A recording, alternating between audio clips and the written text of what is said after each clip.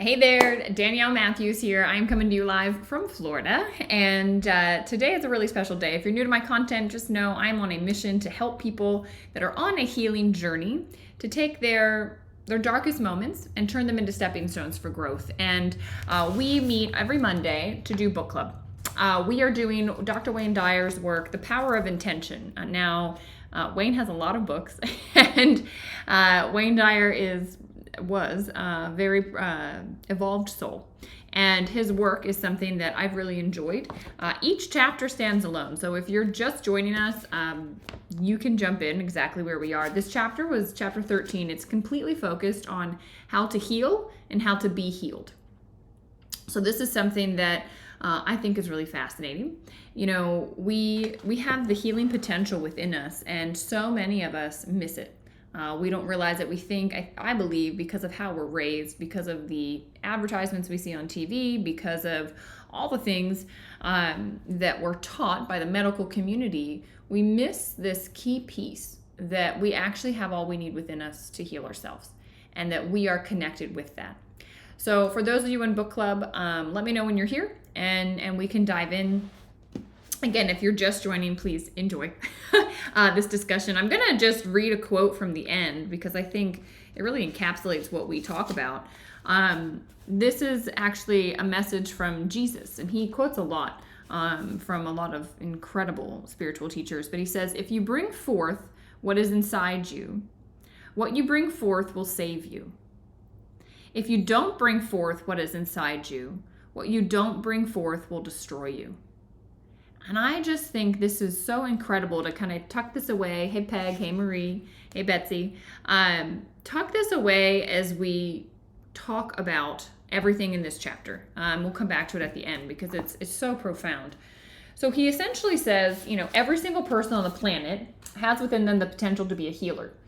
This took me off guard. I don't know about you guys, Marie, Peg. I don't know if you were thinking that he was going to be speaking about you being a healer. I was more so thinking like how to heal my own body. And this idea that in order to heal others, that we actually all have the capacity to heal others. And that by healing yourself, you then become a conduit with which others will be healed. And that blew me away. He talked about A Course in Miracles, which, have any of you, I don't actually know what that is. He's talked about it so many times. In Vegas. Nice. Hey, Betsy. Is anyone familiar with A Course in Miracles? Put it in the chat. Tell me about it. Because I know very little, but he keeps quoting from it. The quote to kick off the chapter was, no one can ask another to be healed, but he can let himself be healed and thus offer the other what he has received. You can only give what you have. Who can bestow upon another what he does not have? And who can share what he denies himself? It's Marianne Williamson. Hey, I caught what you were putting down, Peg. Hey, Juliet. Yeah, A Course in Miracles, it seems amazing. So all that's quoted in here, he says the quote from A Course in Miracles that he pulled out again was, those who are healed become the instruments of healing. Isn't that amazing? So you think about, in my work, I've talked with, I don't know, hundreds, probably thousands of people. And everyone always says, I want to help. Like, I want to help others. I want to help others. I want to help others. There seems to be this internal drive within all of us. I mean, put a 3 in the chat if you have that driver. Like, you feel as though you want to help other people in your work, in your day-to-day. Like, that's something that you want. I know for me, it's a big driver. As soon as I got healed from my brain injury, I immediately wanted to help other people that were on, a healing journey. So Peg says 3. Yeah, that drives her. Leah says 3. Yep. I think this drives a lot of people. And it's interesting. It's like, if you want to help others, you have to help yourself. And, they always say, put your oxygen mask on first. It makes sense, but I didn't realize it on this level. Meaning, once you've accepted the power to heal yourself and optimize your own health, you become someone who is capable of healing others as well. Once you go through the healing process yourself, now you're in a position that you're really like a conduit to bring that healing through to other people. I mean, that's amazing. So Peg, Leah, Juliet, those of you that put a 3 in the chat that, you're motivated to help others, the best thing you can do is work on you. And as you work on you and as you work through your stuff and as you identify all the tricks of your ego mind that are getting in the way, this is something that once you've mastered that, you become an example. I just literally, 50 yards from me, today is we have Mother's Day, we have Father's Day, we have Guru Day here and where I live, and Guru Dev, who is my neighbor and an incredible guru, he was really saying the same things. Like, you spend your life putting the ego aside so you can show up. And the guru is just an example externally of what is internal. And I think it's so beautiful. Like, he says, look, the love you express to me, and Jesus said the same thing, me and my Father are one. And the same is within you. You are one with intention. And so when you express love to the guru, to Jesus, to, these people that have had this own healing of their own ego mind, realizing who they truly are, in doing that, you also start to acknowledge it within yourself. It's pretty beautiful. Pretty beautiful. So Marie says, no, I don't know about it, but I do believe in praying for others to be healed. God's will is for us to be healed. We can block it, but yes, we have to help ourselves first by our own belief. Yep. Jamie says, random acts of kindness are holy moments. Agreed. Absolutely agree. So how do you change the world? Well, you heal yourself. And healed people heal people. I don't know if Bob Simon is listening, but he has an incredible song, and that is the chorus of it. Hurt people, healed people, heal people. And Peg says, because we're all connected, as we heal others, we heal ourselves. Yeah, it's beautiful. The work you do on yourself emanates. So he says that, he was talking about in Power versus Force, if you guys have read that book, that, you can kind of calibrate people. And he said people that calibrated above 600, they really radiated. They had such a high energy that it just blew out the ability for disease to be in existence, which is crazy to me, but it makes sense, right? He's been talking about this constantly. Don't come to lower energy. If you hold a higher energy, it will blow out the lower energy, right? What does light do? It doesn't get a fight with darkness. It just turns on and darkness vanishes. So what he's saying here is, look, you can actually get yourself to the point, and there are people and examples that have done this in life where they have healed themselves to such a level and they're holding such a high vibration that just being in their presence, disease cannot exist. He says that, this explains the miraculous healing powers of people like the Jesus of Nazareth, St. Francis of Assisi, Ramana Maharshi. It's incredible. Like, when he puts it like this, you go, oh, makes sense, right? This is just a guiding principle. So it's wonderful. Leah says, experience in our healing gives us passion, and that is a connector, for sure. It absolutely, it humbles you, and it makes you way more compassionate. Hi, Gail. Hey, Charlotte. Glad you're joining. So he says, at the bottom, I'm on page 216, he says, energy medicine is the discipline of the future and relies on the ancient spiritual practice of being the change, or healing others by first healing ourselves, right? Be the change you want to see in the world. You have to do it within in order for it to happen externally. And I was at a Bruce Lipton event, and he was showing video of a place somewhere in Asia where, people can go to get healed, and it's through energy medicine. It's through people holding the intention for like a tumor. I think this tumor was in the woman's stomach. It was somewhere in the abdomen. Big tumor. You could see it. And they had it like up on ultrasound. And this woman had to prep herself. Like, you have to eat a certain diet. You have to get into you have to be very clean.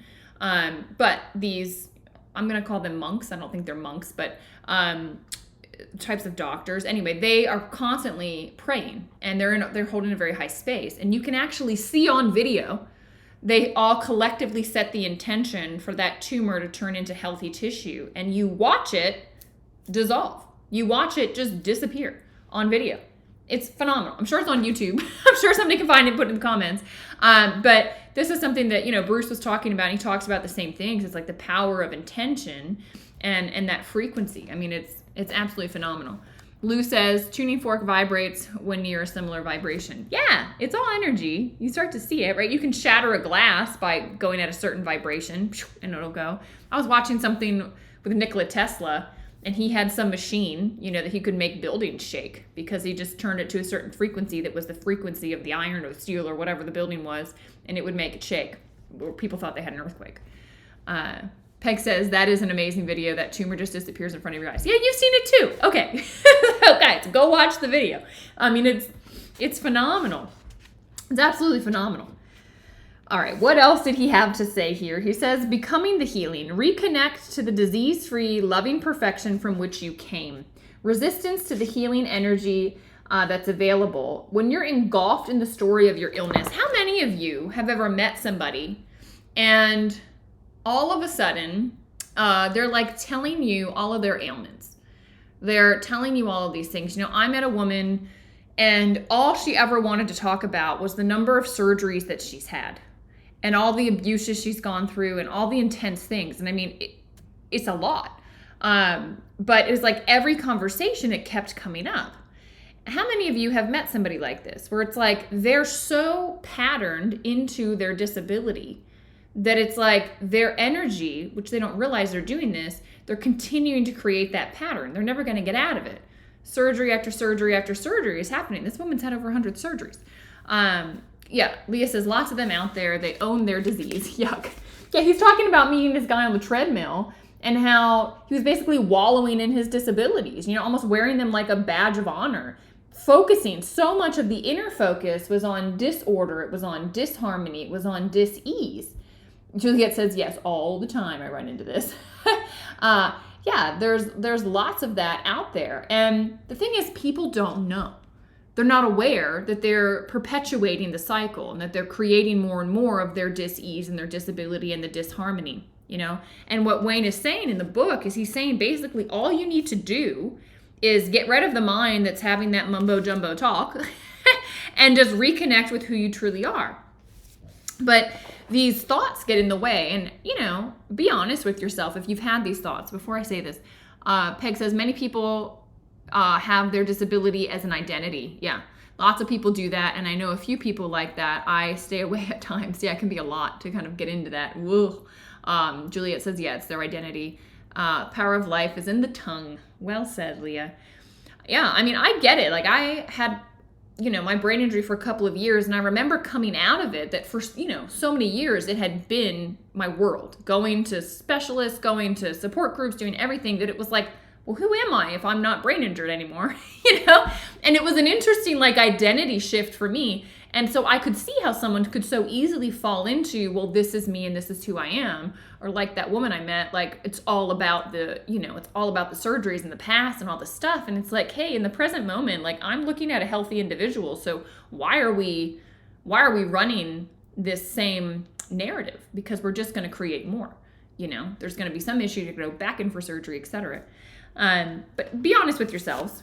How many of you have ever thought, I don't believe that this is possible. I don't believe that I could be spontaneously healed. I don't believe that there's some force that could come in and heal me. You can put a 1 in the chat if you've ever had that thought. How many of you have ever said to yourself, I believe it's possible, but it's not possible for me? It might be possible for somebody else. I believe that it's happened. I believe that lady's tumor spontaneously went away, but that would never happen for me. How many of you have ever thought, you know what, I'm being punished? Maybe I did something in my past life. Maybe I did something earlier in this lifetime. Maybe, I was ignorant of something and I acted in a certain way and I hurt people, and now karma is a what, and it's come back for me. How many have ever felt that? Just put a 1 in the chat. Leah? When he had these questions, I was like, oh, shoot. I've thought this before. Leah also says, it is very easy to be identified by what is happening to us, a victim mentality. I've been there myself. Yeah, I think we've all cycled into that. So what Wayne Dyer is saying with all these questions that I put out there is that, these inner thoughts about your ability to be healed, they play a really dominant role. And you're creating resistance if you're having these thought patterns that we were just discussing. Yeah, I think it's so funny. I think some people are delayed. They must have come onto the live late and they're like a couple minutes behind us. Anyway, technology. All right, he gets into healing others by healing yourself. And he talks about from, who's read The Field? Lynn McTaggart's book, The Field. I have it on audio. It's intense. I was listening to it while I was driving. The UN method is delete main and stress on the spot. Nice. I want to see what happens where someone gets healed instantly and see it. Yeah, you can look it up. I'm pretty sure it's probably on YouTube. All right, this was really interesting. This was research that's being done about like spontaneous healing. So the stuff like the tumor lady. I'll just kind of go over this high level. He says, number one, healing through intention is available to ordinary people. So first of all, realize that. You don't have to be special to get healed this way. Healers may be more experienced or naturally talented in tapping into the field. So there are people that we all know and probably have run into that you're like, they're special. No, they just have kind of tuned this a little bit better. It's kind of like, you know, my boyfriend can speak Spanish. I can't. Well, he tuned that better than I did. He says health and peace are the natural state when that which prevents them is removed. So you need to realize any disease process is evidence that there's something amiss. Something in your thought patterns, something in your belief system is causing you to kind of deviate from the natural blueprint. Second thing is that most authentic healers claim to have put out their intention and then step back and surrender to some kind of healing force as though they were opening a door and allowing something greater in. The life force itself is what does the healing. This is really interesting. And this is where I think, you know, medically trained professionals often do the opposite. And this is what I was getting to at the beginning of the live. Medically trained professionals often do the opposite of allowing and uplifting. They frequently convey the message that the medicine does the healing. You're going to take this pill and it will heal you. Not your body. Your body can't heal yourself. You got to take this pill. And they communicate disbelief in anything other than their prescribed procedures. I was just with an incredible urologist this weekend. He's in his 70s. And he was saying, Danielle, like, we're taught how to cut, we're taught how to prescribe, we're taught chemo, we're taught radiation. This is what we're taught. And so this is what we do. He said, the reason I do other things is because I read. I read and I educate myself about these other options. Yes, Bruce Lipton calls it BS. Faith in source. Yes, yes, yes. Patients often feel anything but uplifted and hopeful, and diagnoses and prognoses are usually fear-based and exclusively pessimistic because they want to avoid legal proceedings. As if you start to unpack why things are the way they are, you go, holy cow. So they tell them the worst and they hope for the best. And this is sort of the philosophy. And what Wayne is saying is no, actually, the research shows that every single person can heal themselves. They just have to connect in. So he's number 3, it didn't seem to matter what method was used so long as the healer held the intention for the patient to heal. There's so many different modalities. I mean, what's coming in the chat, the UN method. There's so many different modalities and they all get to this center core truth. It's all going right to, you know, the same target, right to the same thing where it's like, yes, this method will take you in. This method will take you in. This idea set, this person's way of talking about it. But we're all getting at the single core truth, which is that you are connected to the divine. You have the divine within. And when you hook up with that and you get the mind out of the way and this mistaken identity that we have as the ego, everything opens up. All right, number 4, he says, research suggests that intention on its own heals, but that healing is a collective memory of a healing spirit, which can be gathered as a medicinal force. This is why, as Marie said, I believe in the power of prayer. Yeah, and when you can get a whole community, a whole church praying for someone, it makes a difference. I don't remember what the name of the movie, but there's that kid that gets like, he falls in the ice and he's underwater for a super long time. Super long. We're talking like 45 minutes or something crazy. Like he's gone. And his mom and everybody in the town is praying. His mom's praying over this boy's body and he comes back to life. This is a true story. They made a movie about it, but true story. This is the power of prayer. Leah says, yes, where there is no hope, the soul dries up. I have been there for over 30 years and every time I come out of the mental process of wrong thinking, hope explodes. Yes. Well said, well put. Coming out of the mental process of wrong thinking. I love that. Yeah, we get caught up in our mind. The ego is super tricky. Super, super tricky. And it sneaks in and makes us like think these crazy thoughts. Gotta let it go. And then when you connect in, it's like, oh yeah, there's this flow here that's just waiting for me. All right, the 5th thing, the most important treatment any healer can offer is hope.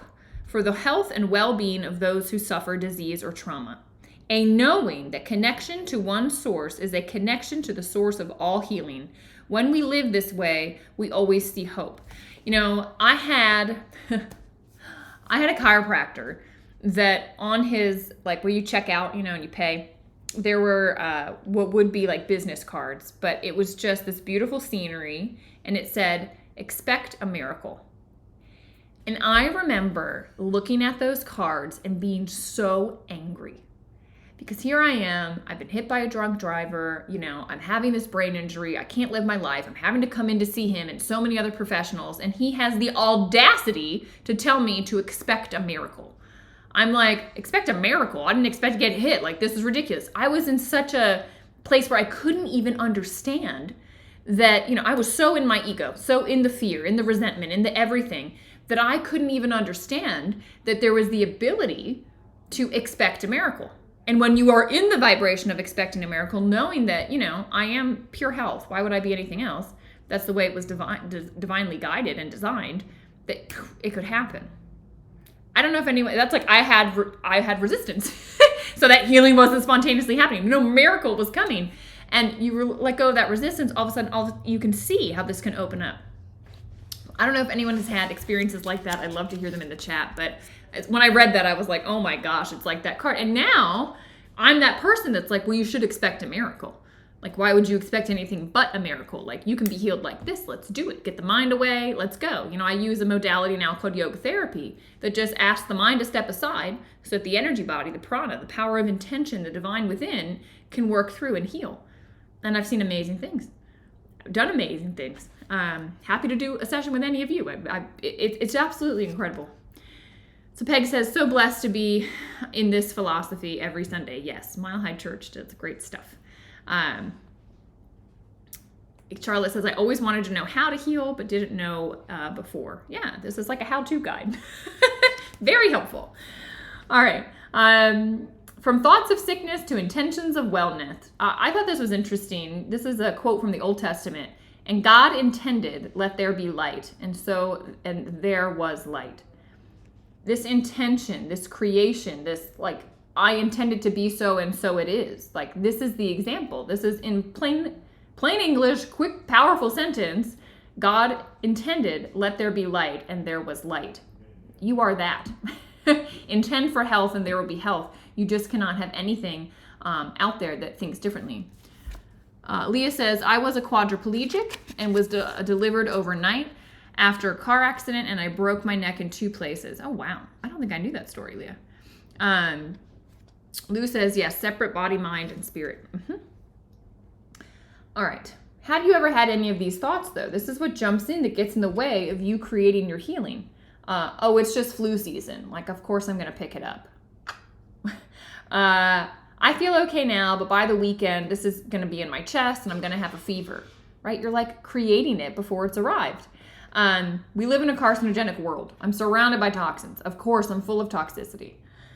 Everything is either fattening or filled with chemicals. I feel so tired all the time, right? These are the thoughts that are getting in the way of your pure, healthy, healed body.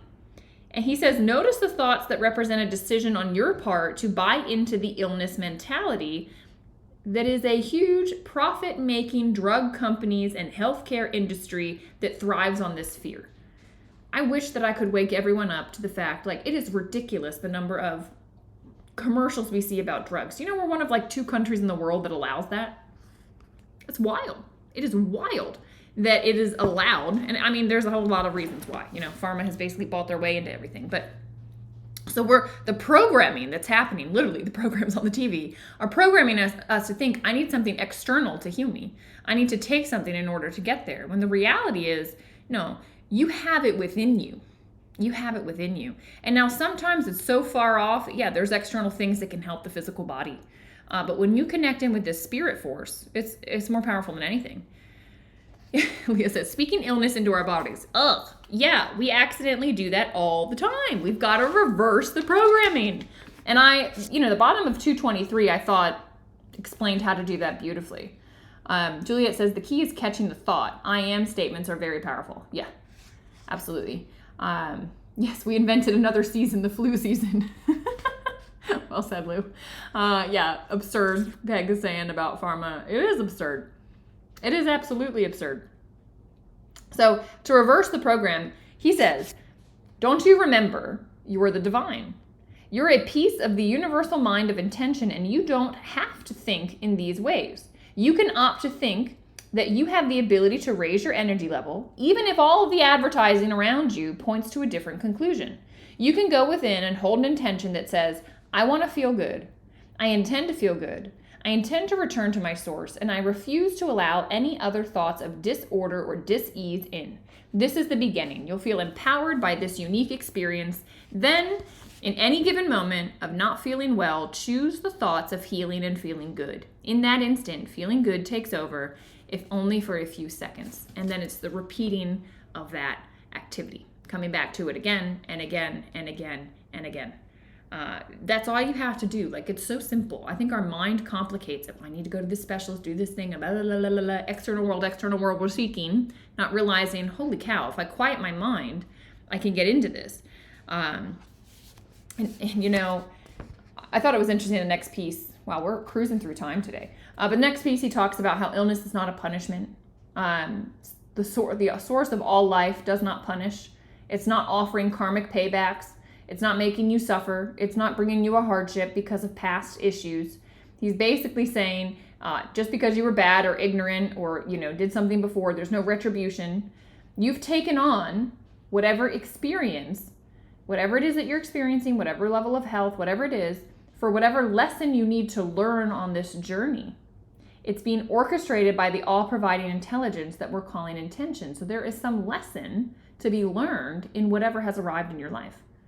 This is huge and it's empowering. Think of it as a gift from God, as a gift from the divine in a weird package. But you got to open it to figure out, why is it here? What am I supposed to be learning? What was I maybe taking for granted that I need to not take for granted anymore? What do I need to be doing that I'm not doing? What direction was my life going that, was not healthy? Peg says, separation from the source is the cause of all illness. Yeah, we just sever it. Like, it's just streaming through us and we're like, gonna ignore that. It's wild. It's wild when you put it this way. So he goes through, and like always, he gives us the steps, right? The steps we need to apply this, which were profound. Step 1, you can't heal anyone until you allow yourself to be healed. So again, remembering that when you go through this process yourself, you're now in a position to be able to help other people, which I think is huge. I think it's absolutely huge. Marie says, I have learned to not let people speak things over me and rebuke it when they do. We have learned so much that, as the Bible says, we speak life and death over us or others. I want life. Yeah, absolutely. Your words create your reality for yourself, and it is really, the internal words make a big difference too. All right, step 2, the healing energy that you are connected to at all times is what you have to give away to others, which is beautiful. He talks about St. Francis of Assisi and how he was just the conduit for this. Step 3, by raising your energy to a vibrational match with the field of intention, you're strengthening your immune system and increasing the production of well-being enzymes in the brain. Well, how do you like that? It does well for our physiology. He says to practice surrender. Let go and let God should be just the anthem of your life. Step 5, don't ask to be healed, ask to be restored to that perfection from which you emanated. Come to the source as whole and complete, banish all thoughts of illness, and know that by connecting back to this source, filling yourself with it, and offering it to others, you become healing itself. Incredible. Step 6, know that you are adored. I like that. Know that you are adored. And when you're experiencing sickness or bad feelings, just remember that you are adored. Step 7 is seek out and cherish the silence. Nature is healing. It is healing for me. It's healing for so many. Being in the silence is key. Absolutely key. It's a very powerful vibration. He says silence is the only voice of our God. When we are quiet, God can speak. It's that silence. It will restore everything. It pulls you to a higher vibration. Step 8, to be health, you must totally identify with the wholeness that you are. Immerse yourself in the idea of being absolutely pure well-being. Step 9, allow health to stream into your life. Any thoughts out of sync with the 7 phases of intention are resistant thoughts. Banish them. All right, and just focus on those 7 faces. And then the last one, of course, is always gratitude. And I loved this. He said, just look in the mirror at least once every day and give thanks that your heart continues to beat. Be grateful for that the organs are working, that everything is communicating. Express gratitude for what you have. Leah says, it is a still small voice of the Holy Spirit. Yeah. And I'm going to this quote again at the end. One of the messages of Jesus of Nazareth, he says, is apropos of all that I have discussed and presented in this chapter.